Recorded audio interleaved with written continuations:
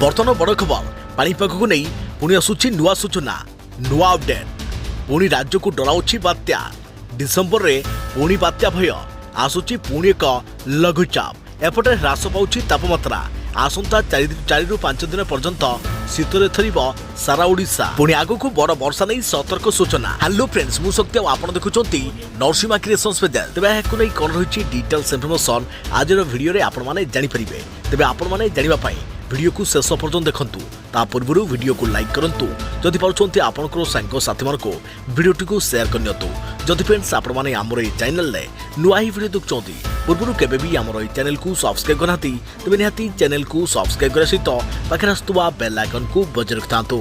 तेबे राज्य रे ह्रास पाउछि तापमात्रा अधिकांश शहर तापमात्रा स्वाभाविक ठारू 3 ରୁ 5 डिग्री जाई कमिबो प्रभाव रे आसंता 4 दिन पर्यंत शीतरे थरिबो सारा ओडिशा विशेषकर पहाड़िया अंचल में अधिक ठंडा अनुभूत हेबो।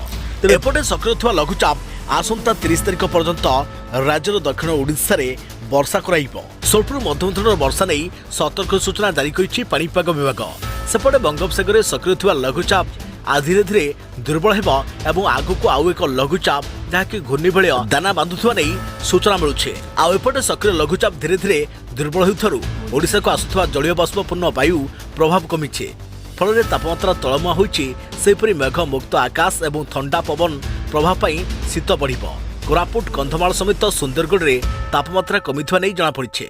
सेपटे बंगोपसागर रे पुणी एक लघुचाप जहाँकि घूर्णिबलय सृष्टि होबार संभावना रहिछे जार परवर्ती 24 घंटा मध्य आउ एक भयंकर लघुचाप नेबार संभावना रहिछे किंतु सही लघुचाप सीधासलख प्रभाव ओडिशा पर पड़िबो कि नहीं एपर्यंत सूचना मिली नथिबा बेले विदेशी पाणीपाग संस्था पुणी भय बढ़ाउछे।